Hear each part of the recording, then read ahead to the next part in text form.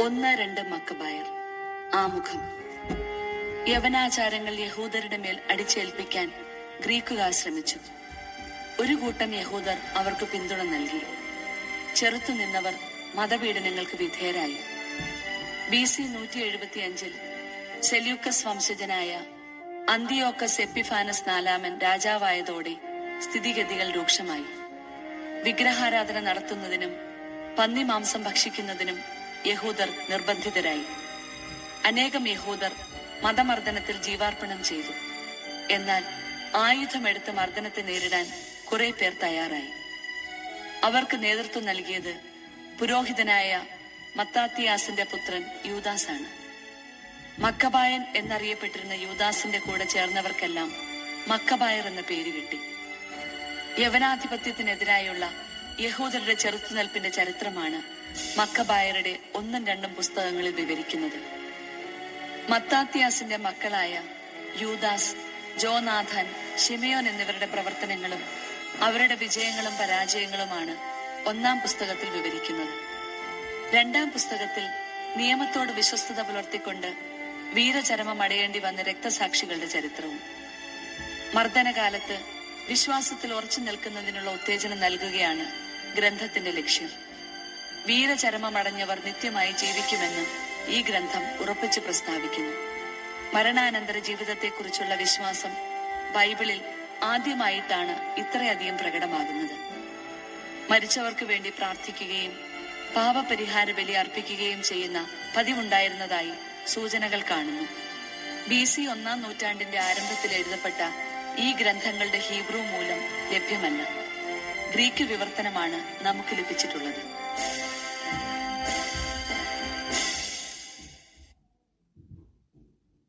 അധ്യായം 1. ഫിലിപ്പിന്റെ പുത്രനും മക്കദോനിയക്കാരനുമായ അലക്സാണ്ടർ കിത്തിം ദേശത്തു നിന്ന് വന്ന് പേർഷ്യക്കാരുടെയും മെദിയാക്കാരുടെയും രാജാവായ ദാരിയൂസിനെ കീഴടക്കി ഭരണമേറ്റെടുത്തു. അതിനു മുൻപ് തന്നെ അവൻ ഗ്രീസിന്റെ രാജാവായിരുന്നു. അവൻ നിരവധി യുദ്ധങ്ങൾ ചെയ്തു, കോട്ടകൾ പിടിച്ചടക്കി, രാജാക്കന്മാരെ വധിച്ചു. ഭൂമിയുടെ അതിർത്തികൾ വരെ അവൻ മുന്നേറി അസംഖ്യം രാജ്യങ്ങൾ കൊള്ളയടിച്ചു. ലോകം മുഴുവൻ തനിക്ക് അധീനമായപ്പോൾ അവൻ അഹങ്കാരോന്മത്തനായി. സുശക്തമായ ഒരു സൈന്യത്തെ ശേഖരിച്ച് അവൻ രാജ്യങ്ങളുടെയും ജനതകളുടെയും നാടുവാഴികളുടെയും മേൽ ആധിപത്യം സ്ഥാപിച്ചു. അവർ അവന് സാമന്തരായി. അങ്ങനെയിരിക്കെ അവൻ രോഗബാധിതനായി. മരണമാസന്നമായെന്ന് അവൻ മനസ്സിലാക്കി. ചെറുപ്പം മുതലേ തന്റെ പാർശ്വവർത്തികളായിരുന്ന സമുന്നതരായ സേനാധിപന്മാരെ വിളിച്ചു വരുത്തി അവർക്ക് താൻ മരിക്കുന്നതിനു മുൻപ് അവൻ രാജ്യം വിഭജിച്ചു കൊടുത്തു. 12 വർഷത്തെ ഭരണത്തിനു ശേഷം അലക്സാണ്ടർ മരണമടഞ്ഞു. സേനാധിപന്മാർ താന്താങ്ങളുടെ പ്രദേശങ്ങളിൽ ഭരണം തുടങ്ങി. അലക്സാണ്ടറുടെ മരണത്തിനു ശേഷം അവർ സ്വയം കിരീടം ധരിച്ച് രാജാക്കന്മാരായി. അനേക വർഷത്തേക്ക് അവരുടെ പുത്രന്മാരും ആ രീതി തുടർന്നു. അവർ മൂലം ഭൂമിയിൽ ദുരിതങ്ങൾ പെരുകി. അവരുടെ വംശത്തിൽപ്പെട്ട അന്തിയോക്കസ് രാജാവിന്റെ പുത്രനായി തിന്മയുടെ വേരായ അന്തിയോക്കസ് എപ്പിഫാനസ് ജനിച്ചു. ഗ്രീക്ക് സാമ്രാജ്യം സ്ഥാപിതമായതിന്റെ 137-ാം വർഷം ഭരണമേൽക്കുന്നതിനു മുൻപ് അവൻ റോമായിൽ തടവിലായിരുന്നു. അക്കാലത്ത് നിയമനിഷേധകരായ ചിലർ മുൻപോട്ട് വന്ന് ഇസ്രായേലിൽ അനേകം പേരെ വഴിതെറ്റിക്കും വിധം പറഞ്ഞു. ചുറ്റുമുള്ള വിജാതീയരുമായി നമുക്ക് ഉടമ്പടി ചെയ്യാം. കാരണം അവരിൽ നിന്ന് പിരിഞ്ഞതിൽ പിന്നെ വളരെയേറെ അനർത്ഥങ്ങൾ നമുക്ക് ഭവിച്ചിരിക്കുന്നു. ഈ നിർദ്ദേശം അവർക്ക് ഇഷ്ടപ്പെട്ടു. കുറെ ആളുകൾ താൽപര്യപൂർവ്വം രാജാവിന്റെ അടുക്കലെത്തി. വിജാതീയരുടെ ആചാരങ്ങൾ അനുഷ്ഠിക്കാൻ അവൻ അവർക്ക് അനുവാദം നൽകി. അവർ ജെറുസലേമിൽ വിജാതീയ രീതിയിലുള്ള ഒരു കായികാഭ്യാസ കളരി സ്ഥാപിച്ചു. പരിച്ഛേദനത്തിന്റെ അടയാളങ്ങൾ അവർ മായിച്ചു കളഞ്ഞു. വിശുദ്ധ ഉടമ്പടി പരിത്യജിച്ചു. വിജാതീയരോട് ചേർന്ന് ദുഷ്കൃത്യങ്ങളിൽ മുഴുകുകയും ചെയ്തു. രാജ്യം തന്റെ കയ്യിൽ ഭദ്രമായി എന്ന് കണ്ട് ഈജിപ്തിന്റെ കൂടി രാജാവാകാൻ അന്തിയോക്കസ് തീരുമാനിച്ചു. ഇരു രാജ്യങ്ങളുടെയും അധിപനാകാനായിരുന്നു അവന്റെ മോഹം. രഥങ്ങളും ആനകളും കുതിരപ്പട്ടാളവും വലിയൊരു കപ്പൽ പടയും അടങ്ങിയ സുശക്തമായ സൈന്യത്തോടെ അവൻ ഈജിപ്തിനെ ആക്രമിച്ചു. ഈജിപ്ത് രാജാവായ ടോളമിയുമായി അവൻ ഏറ്റുമുട്ടി. ടോളമി പിന്തിരിഞ്ഞോടി. വളരെ പേർ മുറിവേറ്റു വീണു. ഈജിപ്തിലെ സുരക്ഷിത നഗരങ്ങൾ അവൻ പിടിച്ചടക്കി. ഈജിപ്ത് ദേശം കൊള്ളയടിച്ചു. 143 ആണ്ടിൽ ഈജിപ്ത് കീഴടക്കിയതിനു ശേഷം അന്തിയോക്കസ് മടങ്ങി. ഇസ്രായേലിനെതിരെ ശക്തമായൊരു സൈന്യവുമായി പുറപ്പെട്ട് അവൻ ജെറുസലേമിലെത്തി. അവൻ ഔദ്ധിത്യത്തോടെ വിശുദ്ധ സ്ഥലത്ത് പ്രവേശിച്ച് സുവർണ ബലിപീഠവും വിളക്കുകാലുകളും അവിടെയുണ്ടായിരുന്ന എല്ലാ ഉപകരണങ്ങളും കൈവശമാക്കി. തിരുസാന്നിധ്യ അപ്പത്തിന്റെ മേശയും പാനീയ ബലിക്കുള്ള ചഷകങ്ങളും കോപ്പകളും സുവർണ ധൂപ കലശങ്ങളും തിരശീലയും കിരീടങ്ങളും ദേവാലയ പൂമുഖത്തെ കനകവിധാനങ്ങളും എല്ലാം അവൻ കൊള്ളയടിച്ചു. അവിടെയുണ്ടായിരുന്ന വെള്ളിയും സ്വർണവും വിലപിടിച്ച പാത്രങ്ങളും കൈവശപ്പെടുത്തി. ഒളിച്ചുവെച്ചിരുന്ന നിധികളിൽ കണ്ടെത്തിയതെല്ലാം അവൻ കൈക്കലാക്കി. അവയും കൊണ്ട് അവൻ സ്വദേശത്തേക്ക് മടങ്ങി.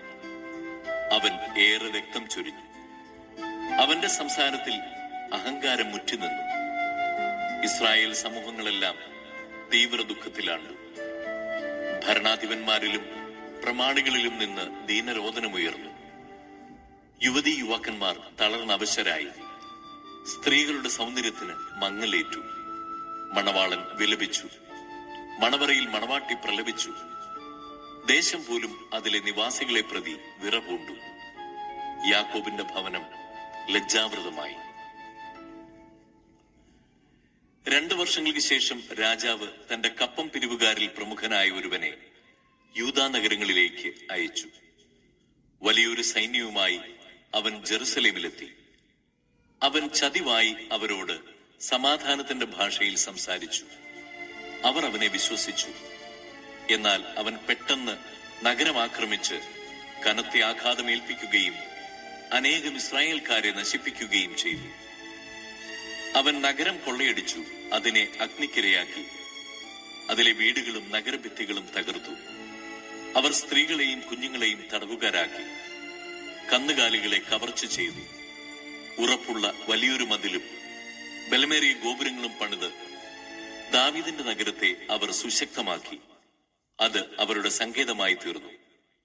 ദുഷ്ടരും അധർമ്മികളുമായ ഒരു വിഭാഗം ആളുകളെ അവർ അവിടെ താമസിപ്പിച്ചു. അവർ അവിടെ നിലയുറപ്പിച്ചു.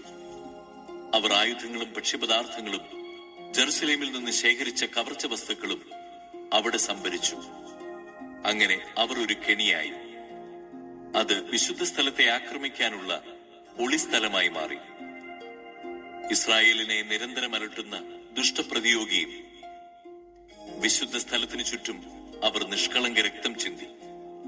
വിശുദ്ധ സ്ഥലം അശുദ്ധമാക്കുക പോലും ചെയ്തു. ജെറുസലേം നിവാസികൾ അവരെ ഭയന്ന് ഓടിപ്പോയി. അവൾ വിദേശീയരുടെ വാസസ്ഥലമായി പരിണമിച്ചു. സ്വസന്താനങ്ങൾക്ക് അവൾ അന്യയായി. സ്വന്തം മക്കൾ അവളെ ഉപേക്ഷിച്ചു. അവളുടെ വിശുദ്ധ സ്ഥലം മരുഭൂമിക്ക് തുല്യം വിജനമായി. തിരുനാളുകൾ വിലാപ ദിനങ്ങളായി മാറി. സാബത്തുകൾ പരിഹാസ വിഷയമായി. അവളുടെ കീർത്തി അപമാനിക്കപ്പെട്ടു. അപകീർത്തി മുൻ മഹത്വത്തിനൊപ്പം അവളെ ചുറ്റിനിന്നു. അവളുടെ ഔന്നത്യം വിലാപത്തിന് വഴിമാറി. സ്വന്തം ആചാരങ്ങൾ ഉപേക്ഷിച്ച് എല്ലാവരും ഒരു ജനതയായി തീരണമെന്ന് രാജാവ് രാജ്യത്തെങ്ങും കൽപ്പന വിളംബരം ചെയ്തു. വിജാതീയരെല്ലാം രാജകൽപ്പന സ്വാഗതം ചെയ്തു. ഇസ്രായേലിൽ നിന്ന് പോലും വളരെ പേർ അവന്റെ ഇംഗിതം സസന്തോഷം സ്വീകരിച്ചു. അവർ വിഗ്രഹങ്ങൾക്ക് ബലി സമർപ്പിക്കുകയും സാബത്ത് അശുദ്ധമാക്കുകയും ചെയ്തു. രാജാവ് ജെറുസലേമിലേക്കും യൂദാ നഗരങ്ങളിലേക്കും ദൂതന്മാർ വശം കത്തുകൾ അയച്ചു. സ്വന്തം നാടിന് അന്യമായ ആചാരങ്ങൾ അനുഷ്ഠിക്കാൻ അവൻ ആജ്ഞാപിച്ചു. വിശുദ്ധ സ്ഥലത്ത് ദഹനബലികളും പാനീയ ബലികളും ഇതര ബലികളും അവൻ നിരോധിച്ചു. സാബത്തുകളും തിരുനാളുകളും അശുദ്ധമാക്കണമെന്നും വിശുദ്ധ സ്ഥലത്തെയും പുരോഹിതന്മാരെയും കളങ്കപ്പെടുത്തണമെന്നും വിഗ്രഹങ്ങൾക്ക് ബലിപീഠങ്ങളും ക്ഷേത്രങ്ങളും കാവുകളും നിർമ്മിക്കണമെന്നും പന്നികളെയും അശുദ്ധ മൃഗങ്ങളെയും ബലിയർപ്പിക്കണമെന്നും അവൻ കൽപ്പിച്ചു. പരിച്ഛേദനം നിരോധിച്ചു. അവർ നിയമം വിസ്മരിക്കുകയും ചട്ടങ്ങൾ വികലമാക്കുകയും ചെയ്യേണ്ടതിന് അവിശുദ്ധവും മലിനവുമായ എല്ലാവിധ പ്രവൃത്തികളിലും ഏർപ്പെട്ട് തങ്ങളെ തന്നെ നികൃഷ്ടരാക്കണമെന്നും അവൻ നിർദ്ദേശിച്ചു. രാജകൽപ്പന അനുസരിക്കാത്ത ഏവനും മരിക്കണം. ഇങ്ങനെ അവൻ രാജ്യത്തെങ്ങും വിജ്ഞാപനം ചെയ്തു. എല്ലാ ജനങ്ങളുടെയും മേൽ പരിശോധകരെ നിയമിച്ചു. യൂദായിലെ നഗരങ്ങൾ തവണ വെച്ച് ബലിയർപ്പിക്കണമെന്ന് കൽപ്പിക്കുകയും ചെയ്തു. നിയമം ഉപേക്ഷിച്ച വളരെ പേർ അവരോട് ചേർന്ന് നാട്ടിലെങ്ങും തിന്മ പ്രവർത്തിച്ചു. ഇസ്രായേൽക്കാർ അഭയസ്ഥാനങ്ങളിൽ ഒളിക്കുന്നതിന് ഇത് ഇടയാക്കി. 145 വർഷത്തിൽ കിസ്ലേവ് മാസം 15 ദിവസം ദഹന ബലിപീഠത്തിന്മേൽ അവർ വിനാശത്തിന്റെ മ്ലേച്ഛ വസ്തു പ്രതിഷ്ഠിച്ചു. ചുറ്റുമുള്ള യൂദാ നഗരങ്ങളിലും അവർ ബലിപീഠങ്ങൾ നിർമ്മിച്ചു. വീടുകളുടെ വാതിലുകളിലും തെരുവീഥികളിലും അവർ ധൂപമർപ്പിച്ചു. കെട്ടിയ നിയമഗ്രന്ഥങ്ങൾ കീറി തീയിലിട്ടു. ഉടമ്പടി ഗ്രന്ഥം കൈവശം വയ്ക്കുകയോ നിയമത്തോട് കൂറു പുലർത്തുകയോ ചെയ്യുന്നവൻ രാജശാസനപ്രകാരം മരണത്തിന് അർഹനായിരുന്നു. നഗരങ്ങളിൽ ഇങ്ങനെ പിടിക്കപ്പെട്ട ഇസ്രായേൽക്കാരുടെ മേൽ അവർ മാസം തോറും ശിക്ഷാവിധി നടപ്പാക്കിയിരുന്നു. ദഹന ബലിപീഠത്തിന് മുകളിൽ സ്ഥാപിച്ച പീഠത്തിൽ മാസത്തിന്റെ 25 ദിവസം അവർ ബലിയർപ്പിച്ചു. പുത്രന്മാരെ പരിച്ഛേദനം ചെയ്യിച്ച സ്ത്രീകളെ രാജകൽപ്പന പ്രകാരം അവർ വധിച്ചു. അവരുടെ കുടുംബാംഗങ്ങളും പരിച്ഛേദനം ചെയ്തവരും വധിക്കപ്പെട്ടു. ശിശുക്കളെ തള്ളമാരുടെ കഴുത്തിൽ തൂക്കിക്കൊന്നു. എങ്കിലും ഇസ്രായേലിൽ വളരെ പേർ അചഞ്ചലരായി നിന്നു. അശുദ്ധ ഭക്ഷണം കഴിക്കുകയില്ലെന്ന് അവർ ദൃഢനിശ്ചയം ചെയ്തു. ഭക്ഷണത്താൽ മലിനരാകുകയോ വിശുദ്ധ ഉടമ്പടി അശുദ്ധമാക്കുകയോ ചെയ്യുന്നതിനേക്കാൾ മരിക്കാൻ അവർ സന്നദ്ധരായി. അവർ മരണം വരിക്കുകയും ചെയ്തു. ഇസ്രായേലിന്റെ മേൽ അത്യുഗ്രമായ ക്രോധം നിബദിച്ചു. പ്രഭാഷകൻ ഗ്രന്ഥകർത്താവിനെയും ഗ്രന്ഥത്തിന്റെ ഉദ്ദേശത്തെയും കുറിച്ചുള്ള സൂചനകൾ ഗ്രന്ഥത്തിന്റെ അവസാന ഭാഗത്തു നിന്ന് ലഭിക്കുന്നു. ജെറൂസലേംകാരനായ സീറാക്കിന്റെ മകൻ യേശു തന്റെ ജ്ഞാനത്തിന്റെ ബഹിർപ്രകാശമനുസരിച്ച് ഈ ഗ്രന്ഥത്തിലുള്ള അന്യാപദേശങ്ങളും ജ്ഞാനസമ്പൂർണമായ ഉപദേശങ്ങളും എഴുതി. ഹീബ്രു ഭാഷയിൽ എഴുതപ്പെട്ട ഈ ഗ്രന്ഥത്തിന്റെ ഗ്രീക്ക് വിവർത്തനം സീറാക്കിന്റെ പുത്രൻ യേശുവിന്റെ വിജ്ഞാനം എന്ന പേരിലാണ് അറിയപ്പെടുന്നത്. BC 2-ാം നൂറ്റാണ്ടിന്റെ ആരംഭത്തിലാണ് ഗ്രന്ഥരചന നടന്നത്. സുഭാഷിതങ്ങളുമായി വളരെ സാമ്യമുള്ള ഈ ഗ്രന്ഥത്തിൽ ദീർഘകാലത്തെ വിശുദ്ധ ഗ്രന്ഥ ധ്യാനത്തിൽ നിന്ന് ഉരുത്തിരിഞ്ഞ ചിന്തകളാണുള്ളത്. മുഖവുര. നിയമവും പ്രവാചകന്മാരും അവരെ പിന്തുടർന്നവരും വഴി നമുക്ക് മഹത്തായ അനവധി പ്രബോധനങ്ങൾ നൽകപ്പെട്ടിട്ടുണ്ട്. നമുക്ക് ലഭിച്ച ഈ പ്രബോധനങ്ങൾക്കും ജ്ഞാനത്തിനും ഇസ്രായേൽ നമ്മുടെ പ്രശംസ അർഹിക്കുന്നു. എന്നാൽ ഇവ വായിക്കുന്നവർക്ക് മാത്രം അറിവ് ലഭിച്ചാൽ പോരാ. അറിവ് നേടുന്നതിൽ താല്പര്യമുള്ളവർ തങ്ങളുടെ വാക്കും തൂലികയും മറ്റുള്ളവർക്ക് കൂടി പ്രയോജനപ്രദമായ വിധത്തിൽ ഉപയോഗിക്കണം. ആകയാൽ എന്റെ പിതാമഹൻ യേശു നിയമവും പ്രവാചകന്മാരും നമ്മുടെ പിതാക്കന്മാരുടെ ഇതര ഗ്രന്ഥങ്ങളും സശ്രദ്ധം വായിക്കുകയും നല്ല പാണ്ഡിത്യം സമ്പാദിക്കുകയും ചെയ്തതിനു ശേഷം ജ്ഞാനത്തെയും പ്രബോധനത്തെയും സംബന്ധിക്കുന്ന ചില കാര്യങ്ങൾ എഴുതാൻ പ്രേരിതനായി. അറിവ് സമ്പാദിക്കുന്നതിൽ താല്പര്യമുള്ളവർ ഈ ഗ്രന്ഥം ശ്രദ്ധാപൂർവം പാരായണം ചെയ്ത് നിയമമനുസരിച്ച് ജീവിക്കുന്നതിൽ ഉത്തരോത്തരം അഭിവൃദ്ധി പ്രാപിക്കണം എന്നതാണ് ഗ്രന്ഥകർത്താവിന്റെ ലക്ഷ്യം. ഈ ഗ്രന്ഥ പരിഭാഷ ഞങ്ങൾ കഴിയുന്നത്ര ശ്രദ്ധയോടെ ചെയ്തിട്ടുണ്ടെങ്കിലും ഇതിലെ ചില പദപ്രയോഗങ്ങൾ വേണ്ടത്ര സൂക്ഷ്മതയില്ലാത്തതായി തോന്നിയേക്കാം. എങ്കിലും നിങ്ങളിത് സന്മനസ്സോടും ഏകാഗ്രതയോടും കൂടെ പാരായണം ചെയ്യണമെന്ന് ഞങ്ങൾ നിങ്ങളെ ഉദ്ബോധിപ്പിക്കുന്നു. ഹെബ്രായ ഭാഷയിൽ ആവിഷ്കരിച്ച ആശയം മറ്റൊരു ഭാഷയിലേക്ക് വിവർത്തനം ചെയ്യുമ്പോൾ അതേ ആശയം മുഴുവൻ ഉൾക്കൊണ്ടുവെന്ന് വരികയില്ല.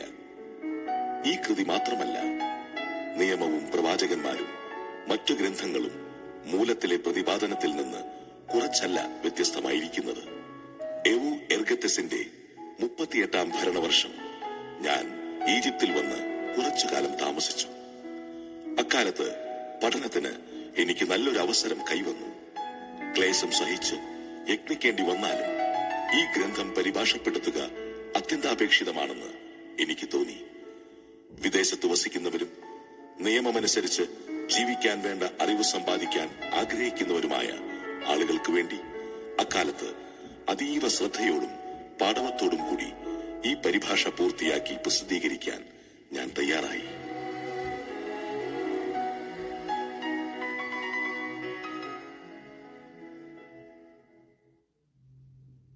അധ്യായം 1. സർവജ്ഞാനവും കർത്താവിൽ നിന്ന് വരുന്നു. അത് എന്നേക്കും അവിടുത്തോടു കൂടെയാണ്. കടൽ തീരത്തെ മണൽത്തരികളും മഴത്തുള്ളികളും നിത്യതയുടെ ദിനങ്ങളും എണ്ണാൻ ആർക്ക് കഴിയും? ആകാശത്തിന്റെ ഉയരവും ഭൂമിയുടെ വിസ്തൃതിയും പാതാളത്തിന്റെ ആഴവും നിർണയിക്കാൻ ആർക്ക് സാധിക്കും? ജ്ഞാനമാണ് എല്ലാറ്റിനും മുമ്പ് സൃഷ്ടിക്കപ്പെട്ടത്. വിവേകപൂർണമായ അറിവ് അനാദിയാണ്. ജ്ഞാനത്തിന്റെ പേരുകൾ ആർക്ക് വെളിപ്പെട്ടിരിക്കുന്നു?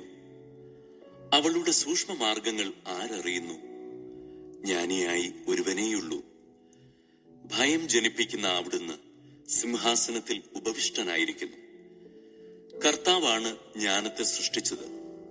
അവിടുന്ന് അവളെ കാണുകയും തിട്ടപ്പെടുത്തുകയും ചെയ്തു. തന്റെ സൃഷ്ടികളിലെല്ലാം അവിടുന്ന് അവളെ പകർന്നു. അവിടുന്ന് നൽകിയ അളവിൽ അവൾ എല്ലാവരിലും വസിക്കുന്നു. തന്നെ സ്നേഹിക്കുന്നവർക്ക് അവിടുന്ന് അവളെ സമൃദ്ധമായി നൽകിയിരിക്കുന്നു. മഹത്വവും ആനന്ദവും സന്തോഷവും ആഹ്ലാദത്തിന്റെ മകുടവുമാണ് കർത്താവിനോടുള്ള ഭക്തി. അത് ഹൃദയത്തെ ആനന്ദിപ്പിക്കുന്നു. സന്തോഷവും ആനന്ദവും ദീർഘായുസ്സും പ്രദാനം ചെയ്യുന്നു.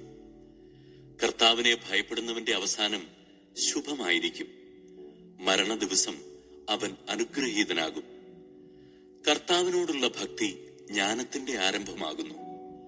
മാതൃഗർഭത്തിൽ വിശ്വാസി ഉരുവാകുമ്പോൾ അവളും സൃഷ്ടിക്കപ്പെടുന്നു. മനുഷ്യരുടെ ഇടയിൽ അവൾ നിത്യവാസം ഉറപ്പിച്ചു.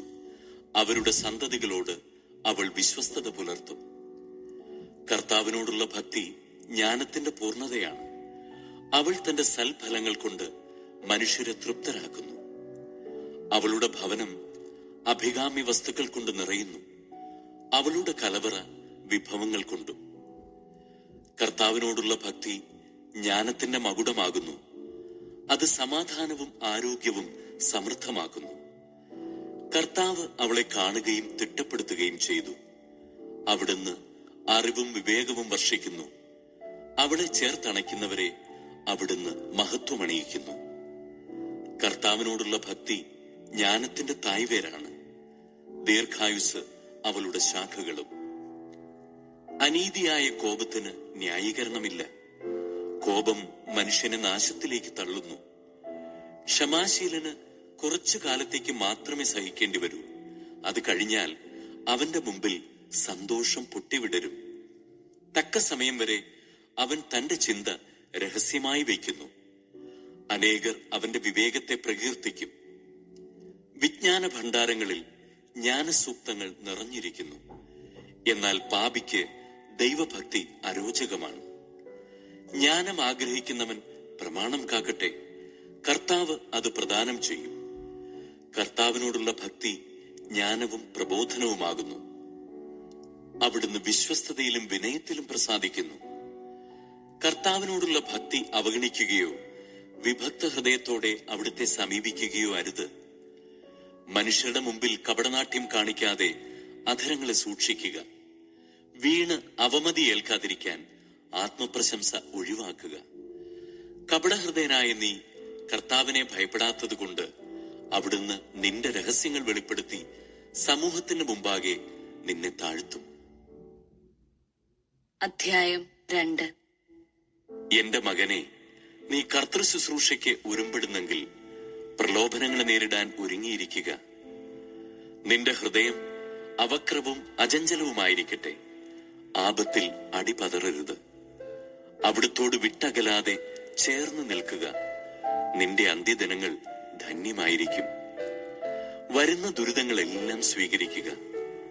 ഞെരുക്കുന്ന ദൗർഭാഗ്യങ്ങളിൽ ശാന്തത വെടിയരുത്. എന്തെന്നാൽ സ്വർണം അഗ്നിയിൽ ശുദ്ധി ചെയ്യപ്പെടുന്നു. സഹനത്തിന്റെ ചൂളയിൽ കർത്താവിന് സ്വീകാര്യരായ മനുഷ്യരും. കർത്താവിൽ ആശ്രയിക്കുക, അവിടുന്ന് നിന്നെ സഹായിക്കും. നേരായ മാർഗത്തിൽ ചരിക്കുക, കർത്താവിൽ പ്രത്യാശ അർപ്പിക്കുക. കർത്താവിന്റെ ഭക്തരെ, അവിടുത്തെ കരുണയ്ക്ക് വേണ്ടി കാത്തിരിക്കുവിൻ, വീഴാതിരിക്കാൻ വഴി തെറ്റരുത്. കർത്താവിന്റെ ഭക്തരെ, അവിടുത്തെ ആശ്രയിക്കുവിൻ, പ്രതിഫലം ലഭിക്കാതിരിക്കുകയില്ല. കർത്താവിന്റെ ഭക്തരെ, ഐശ്വര്യവും നിത്യാനന്ദവും അനുഗ്രഹവും പ്രതീക്ഷിക്കുവിൻ. കഴിഞ്ഞ തലമുറകളെപ്പറ്റി ചിന്തിക്കുവിൻ. കർത്താവിനെ ആശ്രയിച്ചിട്ട് ആരാണ് ഭഗ്നാശനായത്? കർത്താവിന്റെ ഭക്തരിൽ ആരാണ് പരിത്യക്തനായത്? അവിടുത്തെ വിളിച്ചപേക്ഷിച്ചിട്ട് ആരാണ് അവഗണിക്കപ്പെട്ടത്? കർത്താവ് ആർദ്രഹൃദയനും കരുണാമയനുമാണ്. അവിടുന്ന് പാപങ്ങൾ ക്ഷമിക്കുകയും കഷ്ടതയുടെ ദിനങ്ങളിൽ രക്ഷയ്ക്കെത്തുകയും ചെയ്യുന്നു.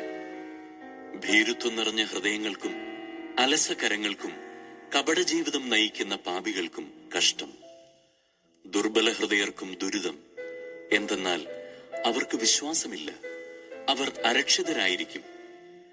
ക്ഷമകെട്ടവർക്ക് ദുരിതം. കർത്താവ് ന്യായം വിധിക്കുമ്പോൾ നിങ്ങൾ എന്തു ചെയ്യും? കർത്താവിനെ ഭയപ്പെടുന്നവർ അവിടുത്തെ വചനം ധിക്കരിക്കുകയില്ല. അവിടുത്തെ സ്നേഹിക്കുന്നവർ അവിടുത്തെ മാർഗത്തിൽ ചരിക്കുന്നു. കർത്താവിനെ ഭയപ്പെടുന്നവർ അവിടുത്തെ ഇഷ്ടം അന്വേഷിക്കും. അവിടുത്തെ സ്നേഹിക്കുന്നവർ അവിടുത്തെ പ്രമാണങ്ങളാൽ പരിപുഷ്ടരാകും. കർത്താവിനെ ഭയപ്പെടുന്നവർ ഹൃദയം ഒരുക്കി വയ്ക്കും, അവിടുത്തെ മുമ്പിൽ വിനീതരായിരിക്കുകയും ചെയ്യും. നമുക്ക് മനുഷ്യകരങ്ങളിലല്ല, കർത്തൃകരങ്ങളിൽ നമ്മെ തന്നെ അർപ്പിക്കാം. എന്തെന്നാൽ അവിടുത്തെ പ്രഭാവം പോലെ തന്നെയാണ് അവിടുത്തെ കാരുണ്യവും. അധ്യായം 3. കുഞ്ഞുങ്ങളെ, നിങ്ങളുടെ പിതാവായ എന്റെ വാക്ക് കേൾക്കുവിൻ. സുരക്ഷിതരായിരിക്കാൻ അതനുസരിച്ച് പ്രവർത്തിക്കുവിൻ. മക്കൾ പിതാവിനെ ബഹുമാനിക്കണമെന്ന് കർത്താവ് ആഗ്രഹിക്കുന്നു.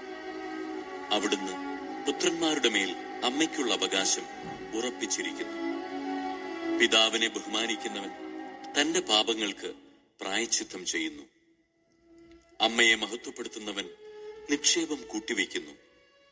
പിതാവിനെ ബഹുമാനിക്കുന്നവനെ അവന്റെ മക്കൾ സന്തോഷിപ്പിക്കും. അവന്റെ പ്രാർത്ഥന കർത്താവ് കേൾക്കും. പിതാവിനെ ബഹുമാനിക്കുന്നവൻ ദീർഘകാലം ജീവിക്കും. കർത്താവിനെ അനുസരിക്കുന്നവൻ തന്റെ അമ്മയെ സന്തോഷിപ്പിക്കുന്നു. ദാസൻ എന്ന പോലെ അവൻ മാതാപിതാക്കന്മാരെ സേവിക്കും. പിതാവിനെ വാക്കിലും പ്രവൃത്തിയിലും ബഹുമാനിച്ച് അവന്റെ അനുഗ്രഹത്തിന് പാത്രമാവുക. പിതാവിന്റെ അനുഗ്രഹം മക്കളുടെ ഭവനങ്ങളെ ബലവത്താക്കും. അമ്മയുടെ ശാപം അവയുടെ അടിത്തറ ഇളക്കും. മഹത്വം കാംക്ഷിച്ച് പിതാവിനെ അവമാനിക്കരുത്. പിതാവിന്റെ അവമാനം ആർക്കും ബഹുമതിയല്ല. പിതാവിനെ ബഹുമാനിക്കുന്നവൻ മഹത്വമാർജിക്കുന്നു. അമ്മയെ അനാദരിക്കുന്നവൻ അപകീർത്തിക്കിരയാകും. മകനെ, പിതാവിനെ വാർദ്ധക്യത്തിൽ സഹായിക്കുക. മരിക്കുന്നതുവരെ അവന് ദുഃഖമുണ്ടാക്കരുത്. അവന് അറിവ് കുറവാണെങ്കിലും സഹിഷ്ണുത കാണിക്കുക. നീ എത്ര ബലവാനാണെങ്കിലും അവനെ നിന്ദിക്കരുത്. പിതാവിനോട് കാണിക്കുന്ന കാരുണ്യം വിസ്മരിക്കപ്പെടുകയില്ല. പാപങ്ങളുടെ കടം വീടുന്നതിന് അതുപകരിക്കും. കഷ്ടതയുടെ ദിനത്തിൽ അത് നിനക്ക് കാരുണ്യത്തിനായി ഭവിക്കും. സൂര്യപ്രകാശത്തിൽ മൂടൽമഞ്ഞെന്ന പോലെ നിന്റെ പാപങ്ങൾ മാഞ്ഞു പോകും. പിതാവിനെ പരിത്യജിക്കുന്നത് ദൈവദൂഷണത്തിന് തുല്യമാണ്. മാതാവിനെ പ്രകോപിപ്പിക്കുന്നവൻ കർത്താവിന്റെ ശാപമേൽക്കും. മകനെ, സൗമ്യതയോടുകൂടെ കർത്തവ്യങ്ങൾ അനുഷ്ഠിക്കുക. ദൈവത്തിന് അഭിമതരായവർ നിന്നെ സ്നേഹിക്കും. നീ എത്ര ഉന്നതനാണോ അത്രമാത്രം വിനീതനാവുക. അപ്പോൾ കർത്താവിന്റെ കൃപയ്ക്ക് നീ പാത്രമാകും. കർത്താവിന്റെ ശക്തി വലുതാണ്. വിനീതർ അവിടുത്തെ മഹത്വപ്പെടുത്തുന്നു. അതികഠിനമെന്ന് തോന്നുന്നത് അന്വേഷിക്കേണ്ട. ദുഷ്കരമായത് പരീക്ഷിക്കുകയും വേണ്ട. നിന്നെ ഏൽപ്പിച്ചതിനെപ്പറ്റി ചിന്തിക്കുക. നിഗൂഢമായത് നിനക്കാവശ്യമില്ല. നിനക്ക് ദുഷ്കരമായവയിൽ ഇടപെടരുത്. എന്തെന്നാൽ മനുഷ്യന് അഗ്രാഹ്യമായ കാര്യങ്ങളാണ് നിനക്ക് വെളിപ്പെടുത്തിയിരിക്കുന്നത്. വിവേകശൂന്യമായ തീരുമാനം അനേകരെ വഴിതെറ്റിച്ചിട്ടുണ്ട്. അബദ്ധാഭിപ്രായം ചിന്താക്കുഴപ്പമുണ്ടാക്കിയിട്ടുണ്ട്. നിർബന്ധ ബുദ്ധി നാശത്തിലൊടുങ്ങും, സാഹസബുദ്ധി അപകടത്തിൽ ചാടും. ദുശാഠ്യമുള്ള മനസ്സ് കഷ്ടതകൾക്ക് അടിപ്പെടും. പാപി പാപം കുന്നുകൂട്ടും. അഹങ്കാരിയുടെ കഷ്ടതകൾക്ക് പ്രതിവിധിയില്ല. എന്തെന്നാൽ ദുഷ്ടത അവനിൽ വേരുറച്ചു വളരുന്നു. ബുദ്ധിമാനായ മനുഷ്യൻ പഴമൊഴിയുടെ പൊരുൾ ഗ്രഹിക്കുന്നു. വിജ്ഞാനം ശ്രദ്ധിക്കുന്ന ചെവിയാണ് ബുദ്ധിമാൻ അഭിലഷിക്കുന്നത്. ജലം ജ്വലിക്കുന്ന അഗ്നിയെ കെടുത്തുന്നത് പോലെ ദാനധർമ്മം പാപത്തിന് പരിഹാരമാണ്. നന്മയ്ക്ക് പകരം നന്മ ചെയ്യുന്നവൻ സ്വന്തം ഭാവി ഉറപ്പിക്കുന്നു. വീഴ്ചയുണ്ടാകുമ്പോൾ അവന് സഹായം ലഭിക്കും. ദുഷ്ടൻ ധീരഭാവം നടിക്കുന്നു. സത്യസന്ധൻ സ്വന്തം നടപടികളെക്കുറിച്ച് ഗാഢമായി ചിന്തിക്കുന്നു. ജ്ഞാനമോ ബുദ്ധിയോ ആലോചനയോ കർത്താവിനെതിരെ വില പോവുകയില്ല. യുദ്ധത്തിനു വേണ്ടി കുതിരയെ സജ്ജമാക്കുന്നു, എന്നാൽ വിജയം നൽകുന്നത് കർത്താവാണ്.